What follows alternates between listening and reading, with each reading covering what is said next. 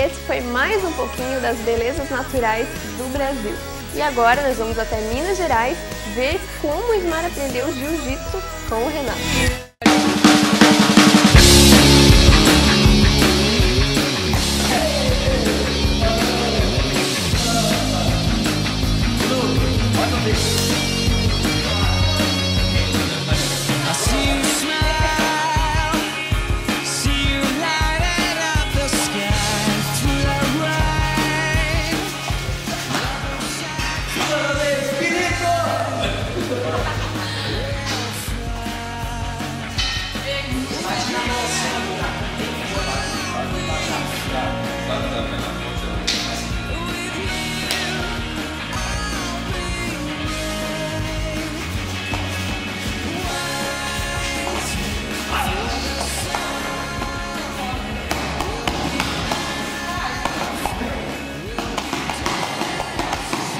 Pois é, gente, depois de uma pequena demonstração aqui de jiu-jitsu, né? Vocês viram que derrubou 3 vezes aqui, não sei se eu fui bem na operação aqui, mas eu quero apresentar para vocês hoje o Renato, que ele é vice-campeão mundial de jiu-jitsu, e tenho aqui até uma camisa dele, uma medalha de prata, e esse aqui é o Renato.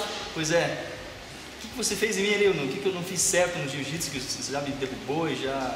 Porque o jiu-jitsu é uma luta mais de contato, né? Certo. Ficou mais afastando, então não teve como fazer os golpes certinho, mas foi bem. Eu não entrei bem, não fiz certo então. Foi bem, foi bem.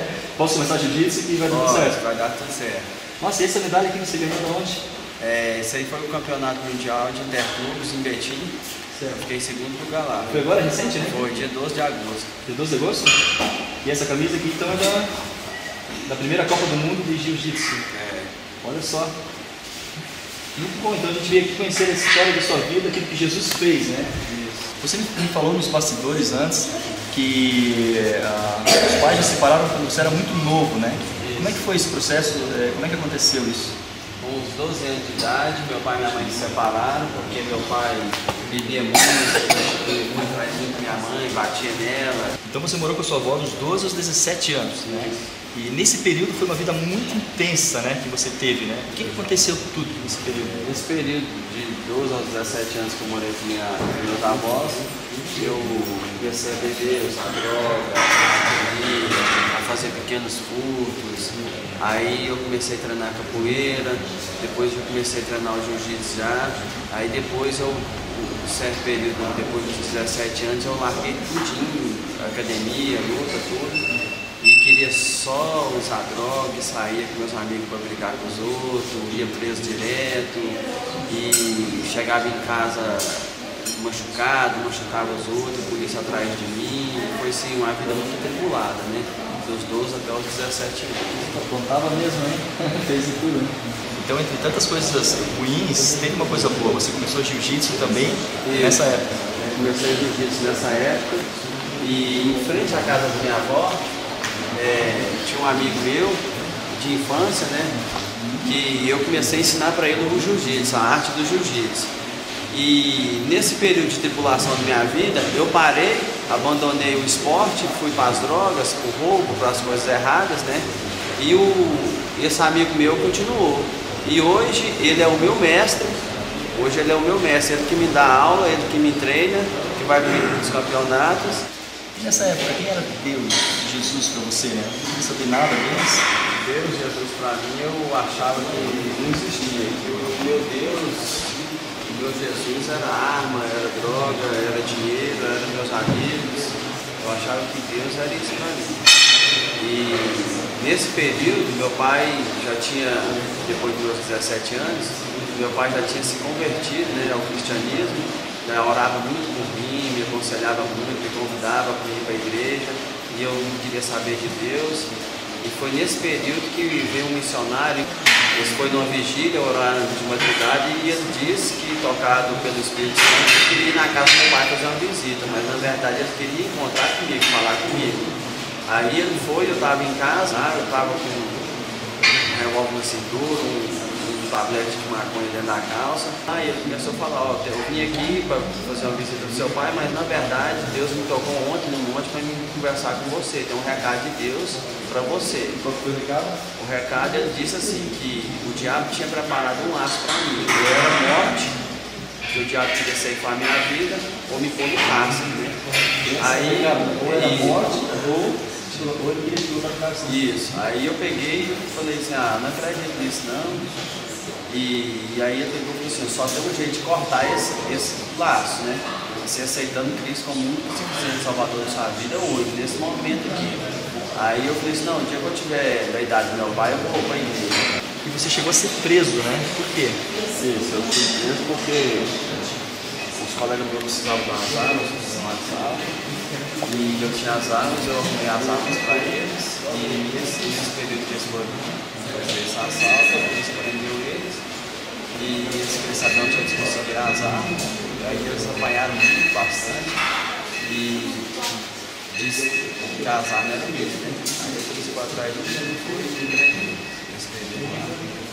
E qual que é o sentimento, né, de estar na prisão? O que você sentia, o que você pensava naquele momento? Cara, o pior sentimento que o ser humano pode ter é de saber que ele está preso.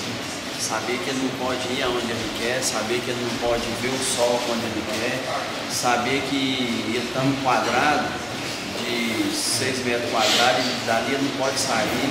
Aí as palavras do missionário ficavam na minha mente. Isso. Se eu tivesse ouvido o conselho dele, ouvido aquelas palavras, ter aceitado Cristo como único e suficiente Salvador da minha vida, eu não tinha passado nada daquilo que eu passei.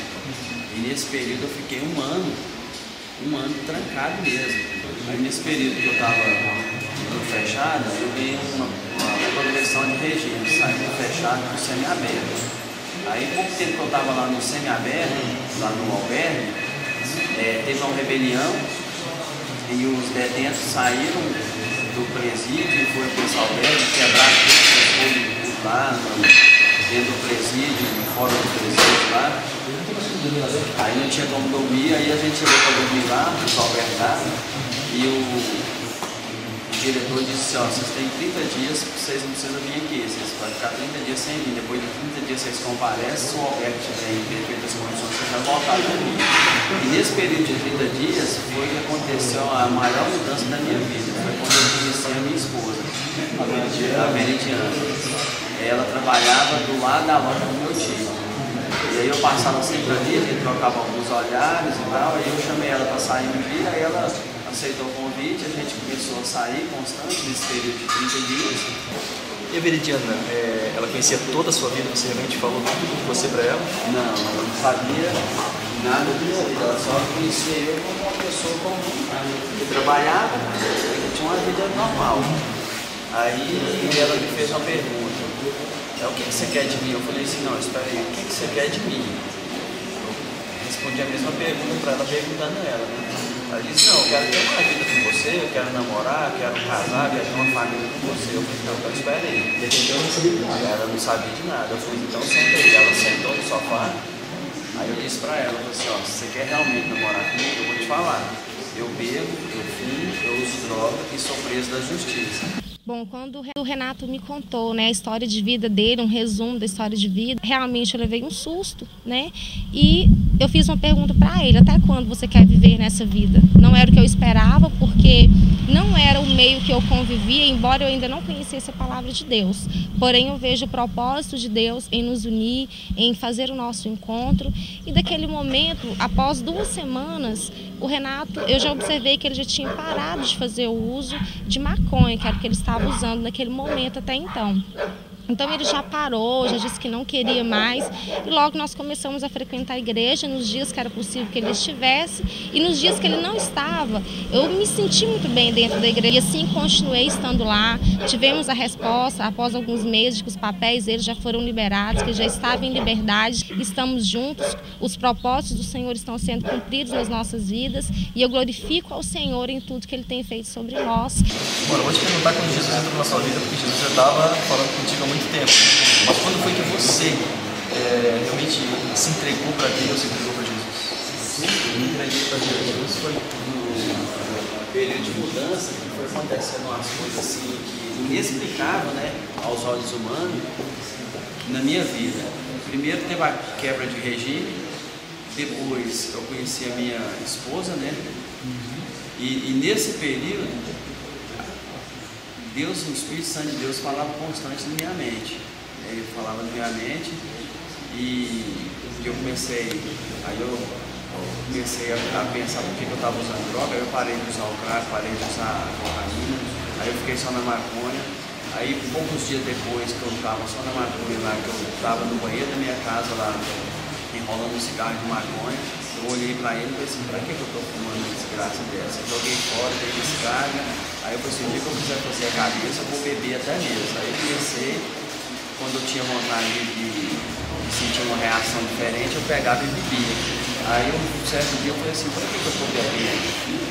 Aí eu parei de beber, parei de fumar cigarro, parei de tudo e o Espírito Santo de Deus foi agindo na minha vida. E eu quis a cada dia, a cada momento buscar Ele mais, buscar a presença dele mais. A cada dia, a cada momento eu tinha necessidade de conhecer a palavra, de conhecer Cristo, de ter uma experiência nova de vida com Cristo. E foi assim que Deus foi transformando minha vida. E como você se tornou vice-campeão de jiu-jitsu? Eu me tornei vice-campeão de jiu-jitsu depois de 10 anos, né, que aconteceu tudo isso na minha vida. Eu já estava casado na igreja e eu recebi um convite do mestre, aquele mesmo que eu comecei a ensinar ele lá um tempo atrás, quando eu tinha na fase de tribulação da minha vida. Eu recebi um convite dele, não, vamos voltar a treinar, hoje eu sou mestre e tal, porque eu parei e ele continuou, né? E hoje eu peguei, comecei a treinar, aí tinha um campeonato, esse campeonato mundial, e ele falou assim, não, vamos voltar que você vai para campeonato, você vai para campeonato, você tem futuro e tal. Eu agarrei firme aí com Deus e com os treinamentos, né? E o mestre me apoiando aí, a equipe toda aí, Bravo Jiu-Jitsu aí me apoiando aí, me incentivando aí, nós treinando duro, sabe? Treinamento ruim, treinamento forte, né? E combate fácil. Foi assim. Renato, que tipo de vida você vive hoje com Jesus? Eu não consigo viver sem esse Jesus, sem a presença do Espírito Santo de Deus na minha vida. Por isso eu leio a Bíblia, eu oro, eu busco ele constantemente. E a cada dia, a cada momento, eu sinto a necessidade de estar buscando Ele, de estar me entregando a cada dia mais e mais na presença dEle. Glória a Deus por aquilo que Ele fez na tua vida, que Deus venha te abençoar muito mais e que você seja sal e luz na vida de muitas pessoas, realmente, as pessoas que estão nos assistindo, né? Elas possam ver através da sua vida um Deus que realmente é maravilhoso. E vamos treinar um pouquinho mais? Vamos lá. Será que eu consigo te derrubar? Consegue. Vamos lá. Bom, depois que o mestre me ensinou, vamos ver se a gente consegue fazer igual.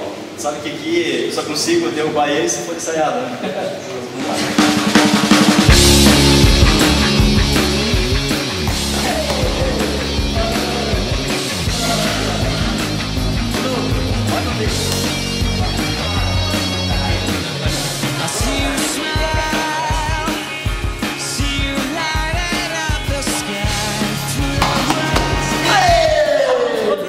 Ok, já entendi que jiu-jitsu não é minha área, eu acho que eu vou andar de bicicleta, fazer alguma coisa mais tranquila. Mas brincadeiras à parte, você viu a transformação de vida do Renato, começou a ter transformação quando ele confiou em Jesus. Quem sabe você também quer uma transformação de vida, então basta você confiar no poder de Jesus, basta você entregar a sua vida para Ele.